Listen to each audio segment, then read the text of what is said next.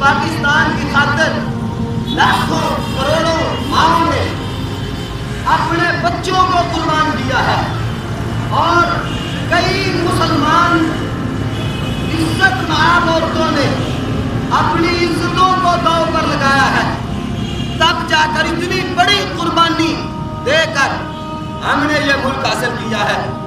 آج اگر ہم جانوروں کی قربانی کر رہے ہیں تو آج سے 70 سال پہلے انسانوں کی قربانی، مسلمانوں کی قربانی ہم نے دی تھی۔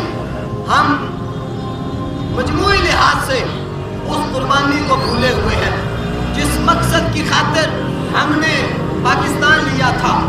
آج ہم اس مقصد سے پیچھے ہٹتے نظر آ رہے ہیں۔ قرآن مجید قرآن شریف میں ارشاد فرمایا ہے الذین ان مکناہم فی الارض اقاموا الصلاۃ وآتوا الزکاۃ، فرمایا میرے بندے وہ ہیں کہ جب میں اپنے بندوں کو ملک عطا فرماؤں تو وہ نماز بھی قائم کریں گے اور زکاتیں بھی ادا کریں گے۔ پاکستان کا مقصد دین اسلام تھا، اسلام کی قانونی بنانا، یہ پاکستان کا مقصد تھا۔ اور اس وقت خاص و عام کی زبان پر ایک ہی نعرہ تھا، پاکستان کا مطلب کیا؟ لا الہ الا اللہ۔ آج بھی ہم اپنے سکولوں میں اپنے بچوں کو یہ نعرہ تو لگواتے ہیں کہ پاکستان کا مطلب کیا؟ لا الہ الا اللہ۔ ہر بندہ اسے سمجھتا ہے، لیکن اس کا مفہوم، اس کے مفہوم سے ہم کو سو دور ہے۔ اسلام کا نام لینے پر جیل ہو رہی ہے۔ جہاں پر میں جہاد کی آیتیں پڑھوں یا جہاد کا نام لوں کہ کشمیر میں انڈیا کتنے ظلم کر رہا ہے، اگر جہاد کی آیتیں مسلمانوں کو سنائی جائیں، حدیثیں سنائی جائیں، اسلامی حکم ہے جہاد فرض ہے، اور اگر وہ لوگوں کو بتلایا جائے اس پر جیل ہو جائے، یہ ہے ہمارا پاکستان، یہ ہے ہمارا اسلام، کہ ہم یہاں پر اسلام کا نام لینے پر جیلیں ہو رہی ہیں۔ اسلام کے قلعے مسجدیں شمار ہوتی ہیں، مسجدوں میں آپ سپیکر چلا لیں، وہ 1 منٹ میں آپ کو جیل۔ ٹھیک ہے، قانون بنا، پاکستانی قانون کا ادب کرتے ہیں۔ میں کسی بھی پاکستانی قانون کو ہٹ کرنے کی یا چیلنج کرنے کی کسی کو اجازت نہیں دیتا، لیکن جہاں پر غلطیاں ہیں ان غلطیوں کو سدھارنا بھی ہمارا فرض ہے۔ ہمارا پاکستان اسلام کی خاطر بنا تھا، اور اس اسلام کو ہم نے کہاں پر چھوڑ دیا ہے؟ اس اسلام پر آج عمل کرنا پاکستان میں مشکل نظر آ رہا ہے۔ اسلام کا بہت بڑا فریضہ جہاد ہے۔ اسلام کسی کافر کو بغیر ٹیکس دیے زندہ رہنے کی اجازت نہیں دیتا، کافر کو زندہ رہنے کی اجازت نہیں ہے۔ اسلام نے ایک سسٹم دیا ہے، اس سسٹم پر چلو تو بچو گے، اس سسٹم سے ہٹو گے تو تمہاری گردنیں اڑا دی جائیں گی، تم مارے جاؤ گے۔ یہ اسلامی سسٹم کو جب بھی کوئی ہٹ کرے گا، اسلام اس کے خلاف علم جہاد بلند کروائے گا اور اسلام جہاد کی اجازت دے گا۔ اگر مسلمانوں پر ظلم و ستم کیا گیا، چاہے وہ برما ہو، چاہے وہ کشمیر ہو، چاہے وہ پاکستان ہو، چاہے دنیا کا کوئی خطہ ہو، جہاں پر مسلمانوں کے خلاف ظلم کیا گیا وہاں پر قوم جہاد کرے گی۔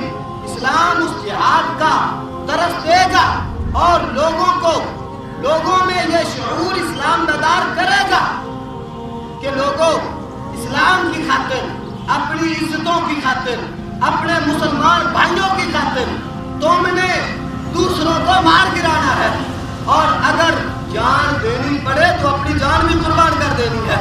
اسلام یہ ہمیں درس دیتا ہے، لیکن افسوس آج اگر عوام الناس کو، لوگوں کو آج جہاد کا درس دیا جائے یا جہاد کی آیتیں سنائی جائیں، قرآن مجید قرآن رشید میں ہمارے نبی علیہ السلام کو جہاد کے متعلق، حالانکہ نبی علیہ السلام رحمت للعالمین ہے، سارے جہانوں کے لیے آپ رحمت ہیں، لیکن آپ کے لیے حکم کیا آیا؟ میں منافقوں سے بھی آپ نے جہاد کرنا ہے، منافقوں پر بھی سختی کرنی ہے، کافروں کے ساتھ بھی جہاد کرنا ہے۔ وقاتلوہم، تم نے انہیں قتل کرنا ہے، حیث وجدتموہم، جہاں کافر ملے مار گراؤ۔ یہ ہمارے قرآن کا حکم ہے، آج آیتیں اگر اسکولوں کالجوں میں یونیورسٹیوں میں اگر یہ آیتیں بچوں کو پڑھائی جائیں تو پھر باہر سے پریشر آ جاتا ہے. اسلام یہ جو پاکستان کا تعلیمی نصاب ہے اس سے یہ جہاد والی آیتیں نکالی جائیں اور کافی نکال بھی دی گئی. آج بھی تقریباً پابندی سمجھی جاتی ہے.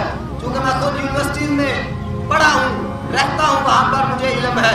وہاں پر اسلام کا نام لینا بھی لوگ دوبارہ نہیں سمجھتے. وہ یونیورسٹیز میں کالجز میں طلباء حضرات حالانکہ ہمارے مسلمان بھائی ہیں وہاں پر میں نے جو خود محسوس کیا مولوی کو اور جو اسلام کا نام لیتا ہے اس بندے کو انسانی مخلوق نہیں کوئی اور مخلوق سمجھا جاتا ہے. اسلام کا نام لینے والا اور خصوصاً مولوی جس کو بڑی پلاننگ کے تحت عوام کو علماء سے دور کیا گیا. جب تک عوام علماء کے ساتھ تھی اس وقت تک بحمداللہ تعالی اسلام کا بول بالا تھا. اس وقت تک جب مجدد الفسانی علیہ الرحمہ کے ساتھ عوام تھی تو اس وقت اسلام نافذ ہو گیا تھا. حضرت داتا گنج بخش علی حجویری علیہ الرحمہ ان کے ساتھ عوام تھی تو ہندوستان میں اسلام آیا ہے. اور اس وقت سے آج تک یہاں پر لاہور کی دھرتی میں دادا صاحب نے ڈیرے لگائے ہیں تو اسلام ہمارے پاس موجود ہے. آج ہم اگر کلمہ پڑھ رہے ہیں تو پھر ان صوفیاء اور ان علماء کی وجہ سے جنہوں نے اپنی جانوں کے نذرانے پیش کر کے دین اسلام ہم تک پہنچایا ہے. بڑی پلاننگ کے تحت علماء سے لوگوں کو دور کر دیا گیا. اس لیے کیونکہ ہمارے نبی علیہ السلام نے فرمایا تھا علماء امتی کا انبیاء بنی اسرائیل. آپ نے ارشاد فرمایا تھا علماء ورثۃ الانبیاء علماء انبیاء کے وارث ہوتے ہیں. اصل میں یورپ کا اور عالم کفر کا ایجنڈا یہ ہے کہ لوگوں کو نبیوں سے دور کیا جائے. لیکن نبیوں سے دور کیسے ہوں گے جب نبیوں کے وارثوں سے دور کر دو تو نبیوں سے خود دور ہو جائیں گے. نبی علیہ السلام نے فرمایا ہے کہ علماء انبیاء کے وارث ہیں. پوری پلاننگ کے تحت انبیاء کے وارثین سے اور کچھ جو کرائے کے مولوی لا کر کردار کشی کی گئی علماء کی اور لوگوں کو متنفر کیا گیا علماء سے. اس تنفر اس نفرت کی وجہ سے لوگ سب کو ایک جیسا سمجھتے ہیں. لوگ سارے علماء سے پیچھے ہٹتے جا رہے ہیں اور یہ انبیاء کے وارث ہیں. جب انبیاء کے وارثوں سے پیچھے ہٹو گے آہستہ آہستہ وہ لوگ نبیوں سے بھی پیچھے ہٹا دیں گے. اس لیے ضروری ہے کہ اپنے علماء کے ساتھ اپنے روابط کو قائم کیجئے اور انبیاء کی عزت اور انبیاء کی عظمت انبیاء کی ناموس کی خاطر اپنے آپ کو ہر وقت تیار رکھیے.